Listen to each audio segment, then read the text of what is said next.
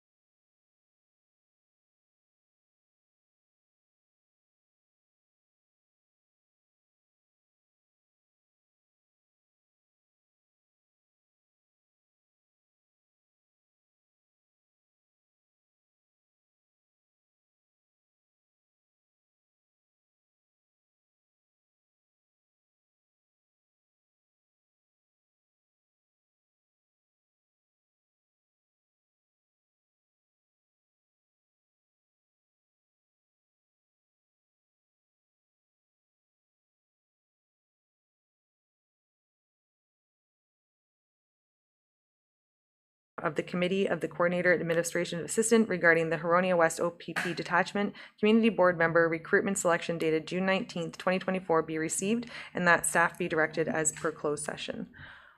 All those in favor? And that has carried. And may I have a mover and seconder for the Huron, oh, that's the same one. May I have a mover and seconder, no, this is for the Heritage, Culture and Heritage Committee, please. I have Councilors Moore and Fisher that the confidential memo and the committee coordinator administrative assistant regarding the Heritage and Culture Advisory Committee member recruitment selection dated June 19th, 2024 be received, and that staff be directed as per closed. All those in favor? And that has carried. And may I have a mover and seconder for the Spence Avenue? Please, I have Councillor Garwood and Moore that the confidential report from the Director of Corporate Services / clerk regarding the request to purchase land, Spence Avenue, dated June 19th, 2024, be received, and that council hereby approves the sale price of $17,600 for the lands described as part lot 12 concession for Vespra Part 1, 51R27757 Springwater. Further, that a bylaw to declare the land surplus and approve the sale of the lands be presented at the July 3rd, 2024 regular meeting for final consideration. All those in favor? And that has carried. And I will defer now to our clerk for any additional motions required out of closed.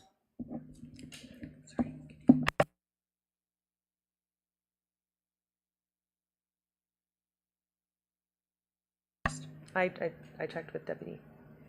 Oh, wait, okay.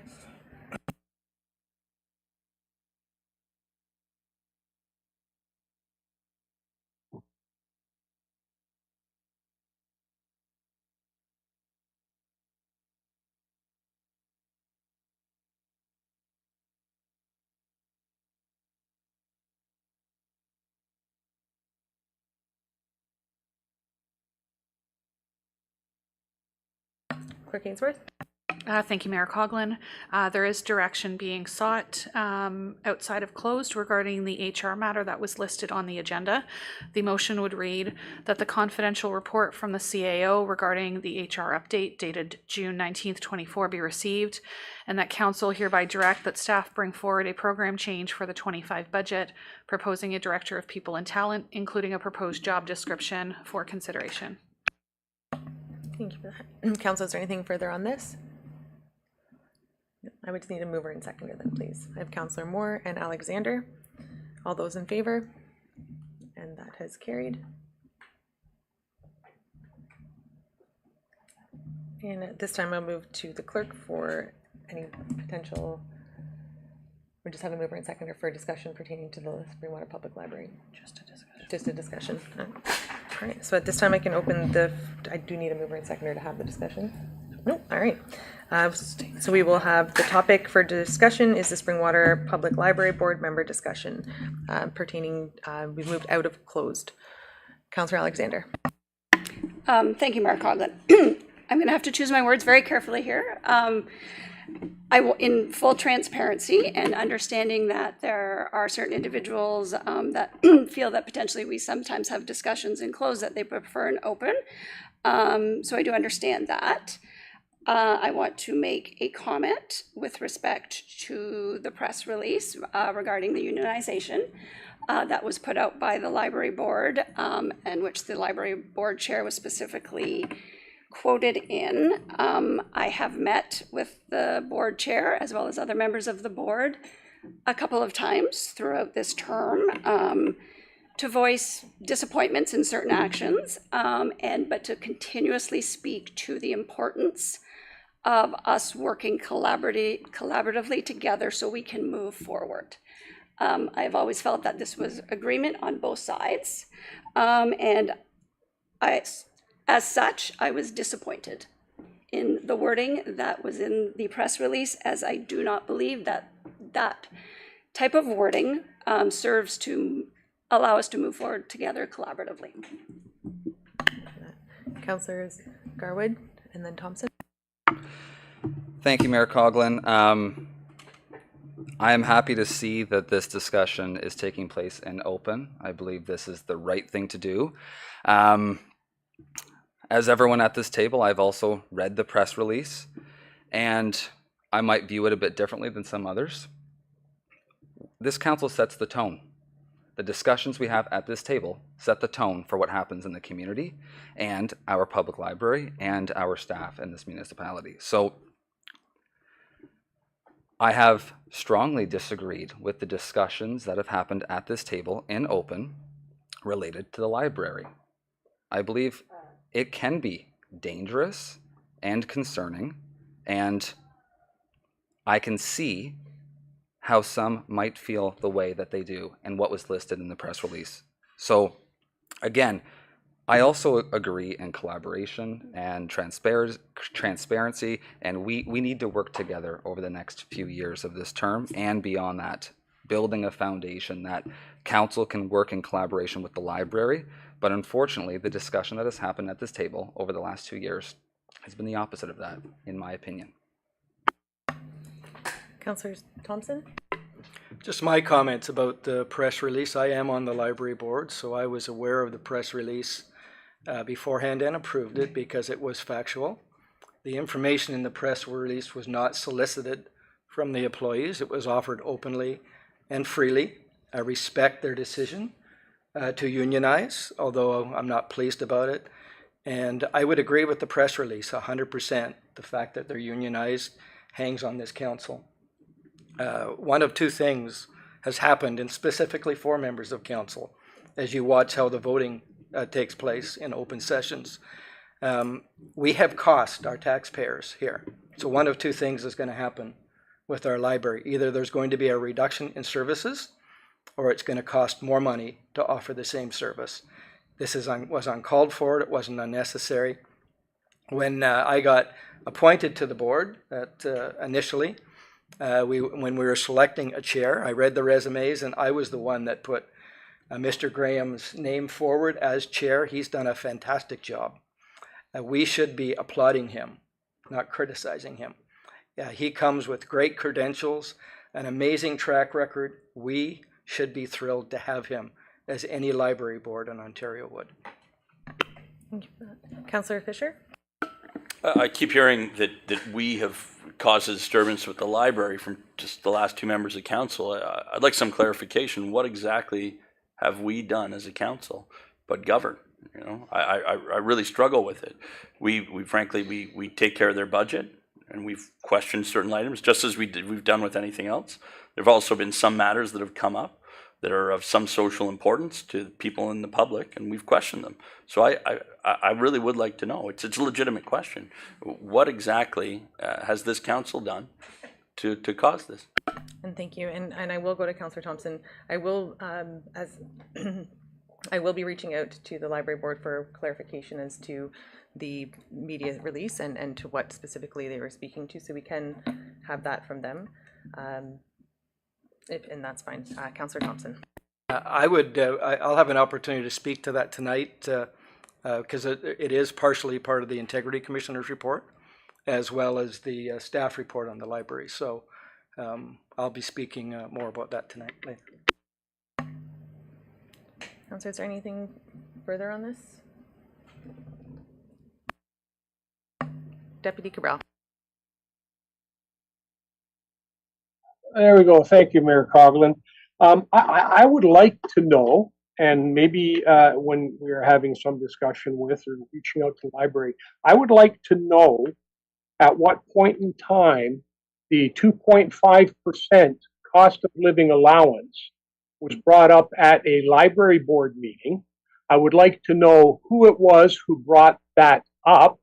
I would also like to know if there was discussion at that library board meeting in respect of basically trading a position that this council approved for on the last budget for a library position, and trading that position for a cost of living increase to the library.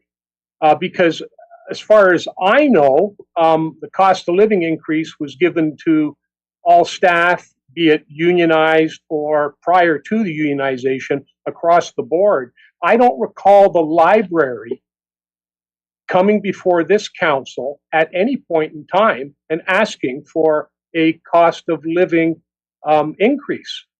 We didn't bargain with any of the staff. So I would really like to know how that came about, because at the very beginning, I voted to support that position. And then I heard comments made at a council meeting in respect of trading that position for an increase in cost of living. And then later on, when the library board did their presentation to us, that came up again, and it was absent from the minutes. So I'd like to know how that all happened, because as far as I can recollect, there was never from the library board or library staff a presentation to this council during budget for an increase in cost of living. So I find that very unusual, and I found it very unusual that that information was missing from the library board minutes. And to Councillor Thompson's point, maybe we should discuss that when the Integrity Commissioner speaks about the library complaint later on in the regular meeting. So that's where I'd like to sit. I would like to know how that all came about. I will put that in the correspondence. That seems to be, Mayor Coughlin, in the paper at least, the reason why the library board unionized was a cost of living issue. And I don't recall that ever coming before council from the library itself or their staff or the board. I will include that in the correspondence. Councillor Garwood? Thank you, Mayor Coughlin. I wanted to just take a bit of a step back to specifically speak to something that Councillor Fisher had brought forward in regards to the items that I'm referencing and the tone that has been set at this table. Just in 30 seconds here, I've made a little list, and these are all things that you are clearly aware of. I can start with contracting out library services. That is a discussion that has caused a lot of frustration in every one of our communities. Frustration online, frustration in this building, and frustration in our email inboxes and on our phones. Folks worried about what is going to happen with their library. Whether or not it's something we can or cannot do, the discussion can be dangerous and has set a tone in the community. Speaking on programming, not to go backwards and continue to bring up the same items, but it seems to continue to happen. We sit here, we had multiple meetings, I believe one enclosed, speaking on specific programming that the Springwater Public Library offers. Not our place to do so. We can talk about van reconsiderations, we can talk about light bulbs, we can talk about paint and lights and library facilities that we own. Again, these are just a few items. So, Councillor Fisher, it's noted that we have questioned them. I have not. I have not questioned the information that has come forward. As we do with every service group or department within this municipality, we go through the budget and we approve it or we deny it. And we have done that, and we have done so with the library. That is not the issue that we are speaking of today. It is the fact that consistently, the Springwater Public Library is in the news, whether it be local newspapers, whether it be media sources, and these are not fake stories. These are quotes from members of council from discussions that have happened at this table. And I'm not saying this at one specific person. I am saying the tone in general from this table, while it not be votes, it is discussion, it is quotes, and it is concern. And every time I walk into the Elmville branch of the public library, I have a resident come up to me and say, "What is going on? What is happening here?" This place is a safe space for me to bring my children, or for me to read a book in the afternoon because I'm retired, and everything in between. So while some might disagree that the tone at the table is the right one or the wrong one, and some might think that it is our job to question everything, I don't believe we have to question every single thing that comes to our table. We make many decisions often with very little argument, and it seems like every time the word library comes up, we get ready for a fight. I agree with other members' comments around the table today. We have to work together. We have to have a plan forward. And Unfortunately, this has continued to be a topic at the table in a negative light. Councillor Thompson often brings up our award-winning library, and I thank him for that, because it's a reminder that they are an award-winning library, and the people that work in that building, the people that utilize those facilities, care for the space. And I know no one up here disagrees with that. Everyone likes the library. I think we can put that to bed. But the conversation up here, in my mind, personally, at times, has been concerning. That is not my words only. That is the hundreds of residents that I've spoken to. And so far this term, the Springwater Public Library has been the #1 thing in my inbox, on the phone, and in the community. It should be for positive reasons, but unfortunately, it's often questioning what this council is doing. Councillor Fisher? Well, thank you, Councillor. A few things you talked about there. Contracting out library services. I've been very clear. I've been questioned about this, Mr. Thompson, by yourself. That was a notice of future motion that I brought forward. I'm going to have to talk about it again, to talk about different management styles. It was not meant for anyone to lose their jobs. Now, this has been constantly perpetuated, I'm assuming maybe by some on the board, but this was me looking for an information report from staff, looking at different ways to manage our library. In no way was a threat against the library. As you just said, we all love the library, myself included. It might be some surprise, but I do question the management at times, as you all know. I'll go on to the programs. I notice how you refer to them as programs, but I'll talk about one specifically. Yes, it was Drag Queen Story Time. And as much as you say that you've heard from residents questioning what we're doing with the library, I received numerous and continue to pieces of correspondence regarding this exact event. Those are people in our community as well. They are taxpayers as well. They fund the facilities as well. So if they have concerns and raise them through me, and as a result I become a bit of a whipping boy for it, well, so be it. I'm willing to take that. Moving on to budgets. You know, when it comes to roofs and lights, paint, I've never objected to this. I've wanted to know the real cost of these items.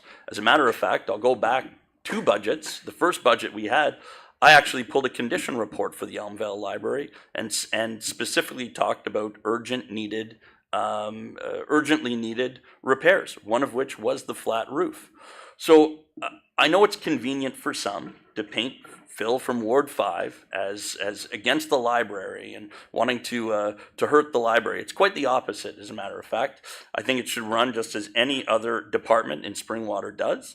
And you know, I know that it's used against me, and I'm willing to shoulder that burden. But I do question their budget because we do run their budget, and I'll continue to be opposed to certain programs. You know, because despite what you might think, there are members of the community that are opposed to those programs, and we represent them as well. Thank you for that. And just for clarification, there are no notices of future motion. During notices of motion, if you bring up a topic, that is notice that has been given. So and again, there is, so it's called notice of motion, and it's not notice of, if you bring up something during that period, during the process, that is you giving notice at that time. All right, anything further on Councillor Alexander? I do want to speak to one thing further. Councillor Garwood, when you spoke about the tone at this table, and I do agree, tone plays a big part of this.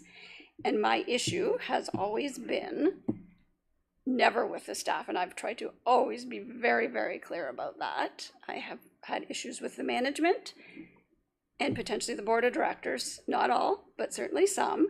It is the job of management and a board of directors to look out for the best interest of that corporation, the library, whatnot.